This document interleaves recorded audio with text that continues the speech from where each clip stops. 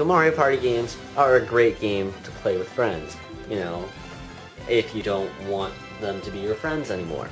Filled with tons of rage and anger because the star space was moved somewhere else, or someone got a lamp and stole your star while you were right in front of it.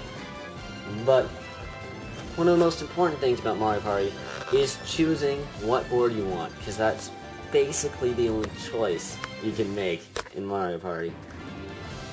And there are a lot of boards in this series.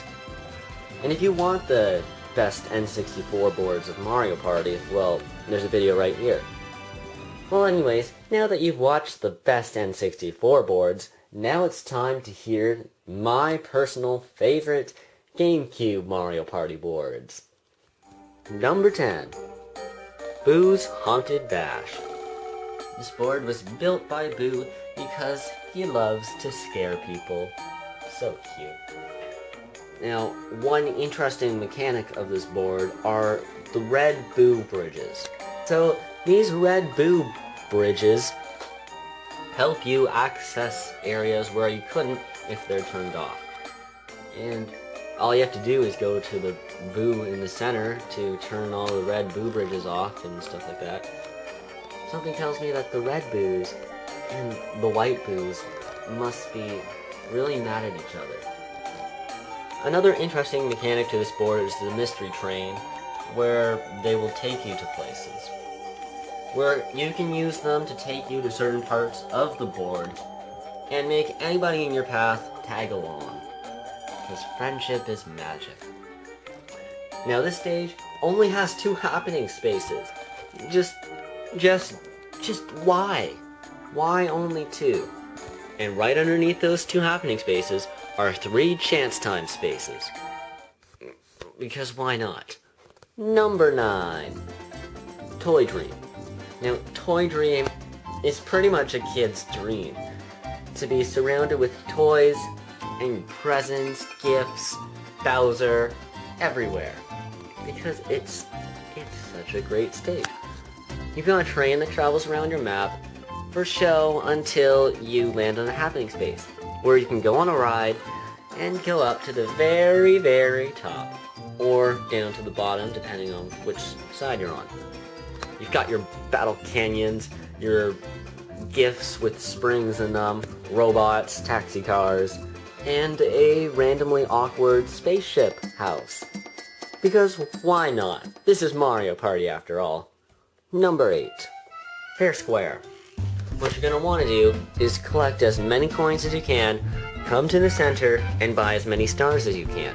Because on this board, there is only 1 star space, and that space never moves. You can pay 20 coins during the daytime for as many stars as you want. If you pay 20 coins, you get 1 star. If you pay 40 coins, you'll get 2, etc., etc. But at night, however, things change. Now, the star at nighttime can range anywhere from 5 coins to 40. Holy crap! Why would anyone pay 40 coins for a star? The most important thing to think about on this board is, at daytime, you gotta think, well, do I want to pay these stars for 20 coins now? Or could I get them for a cheaper price at night? Or would I just end up wasting all these turns with all these coins in my inventory for absolutely no reason, because the price at night became 40. This board really makes you think. Do you want to buy stars now and have them guaranteed, or would you want to risk it and buy them for a lower price? And one more important thing to note is that the star will always cost 20 coins during the daytime, so yeah, take your pick. Number 7. Snowflake Lake is just one of those stages with such a beautiful theme. You know, snow everywhere. It's the perfect time for the season. And what better way to prepare for the holiday season than to steal people's stars? Now on this board, everyone starts off with 5 stars. Yay, we're rich! Well, not exactly. Placed on all 4 corners of the map, there are dog houses, which are home to chain chomps. During the daytime, a player can ride a chain chomp for 20 coins and will receive a dice block. And that's how many spaces the Chain Chomp will move from the doghouse. Now, for every player that Chain Chomp passes, he steals a star. Holy crap, you can steal stars that easily. Now, at night, however, Chain Chomps are a little less greedy. We can buy a Chain Chomp at 10 coins for the minimum. 10 coins for 1 dice block, 20 for 2, and 30 for 3. Which makes your easy star stealing business a success. So always go to Chain Chomp houses at night. The problem is, at night, if you choose to stay on the outer ring of Snowflake Lake, there are little ice things at all corners of the map, which stop you from going to the center ring, but the Chain Chomps cannot access. During the last turn of day, it's your choice to decide whether or not to go into the center ring and be safe for all the turns of night, or to go on the outside and hopefully steal someone else's star from someone who is not so smart and decide to stay on the outer ring. Number 6. Welcome to Goombas Greedy Gala. For the low price of 5 coins, you will be able to use the roulette, and it will tell you which path you will take. Don't like the outcome? Well, too bad. My gigantic hand will grab your ass and make you go in the direction I told you to. But if you're willing to pay some more cha-ching, I can try and rig this thing up for you to try and get closer to the star. Can't say everything's guaranteed though, but you've got a very good chance. Come over to Goombas Greedy Gala and you will not be disappointed. Actually, you'll be very disappointed. How you rig a roulette, I don't know, but apparently Goomba can do that.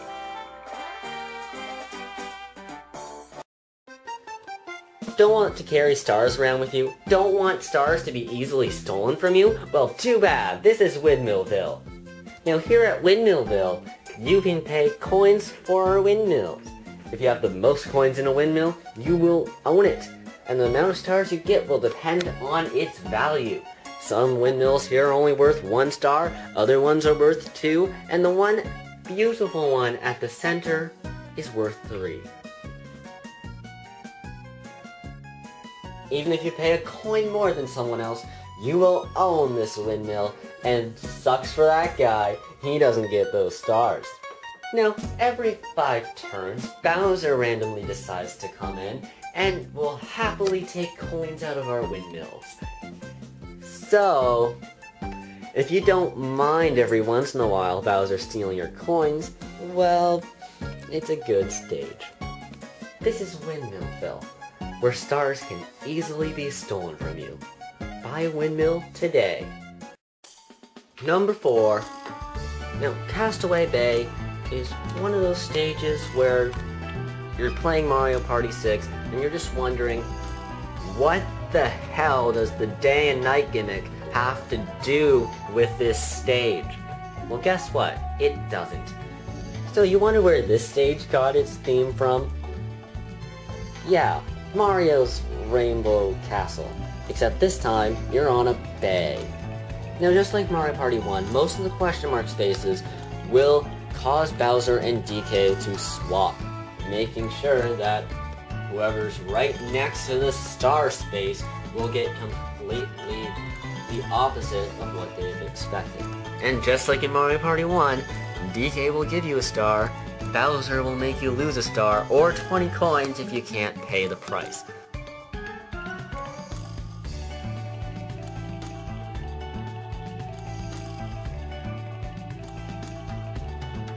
Number 3. Oh no, it's another Bowser stage. Get that lava away from me. Why does every Bowser stage have lava? Well, shut up. Because this Bowser stage is awesome. With the Japanese name being Gura Gura Kingamu. Gura Gura meaning like the sound of shaking, meaning like a shaking sound. So it truly does represent this stage. Because every 5 turns, Bowser will actually sink an island. Holy crap, man. Like, why would you build 4 islands just so you can sink them all? For goodness sake, man, have some dignity in your work. So once 5 turns have passed, the island with the star on it will sink. So make sure you know what turn it is, because if you can't get that star, and it's 1 turn until Bowser, use your brain and don't go on that island. Number 2. Neon Heist is just one of those stages where if you play with 8 players, prepare for a lot of rage. This and Bowser's Enchanted Inferno are both a heck of a lot of fun to play with an 8-player party. Now, it starts off at a movie theater where you can watch Mario defeats Bowser again, or stuff like that. You can go over to your film lot, play some baseball, visit some skyscrapers, or a rocket, because rockets are awesome. Now, the main mechanic to this board is the fact that there are 3, not 1, but 3 treasure chests. No, not 3 stars, because that would be stupid. 1 treasure chest will send you back to the start space, another treasure chest will give you a bunch of coins, and the last treasure chest will have what you want, a star.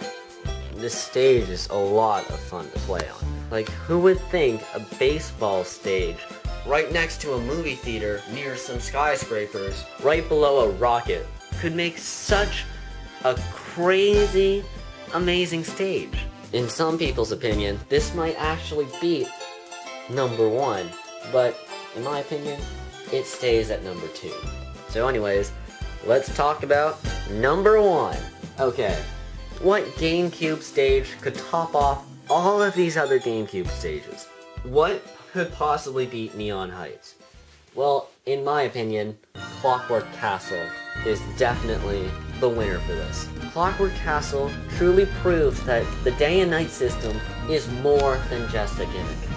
It is a true mechanic to Mario Party 6, and this board proves it more than any other board in that game. Now, during the daytime, DK's on the board. So, all you have to do is hit your dice block, go over to DK, pay 20 coins, and get a free star. Pretty simple, right?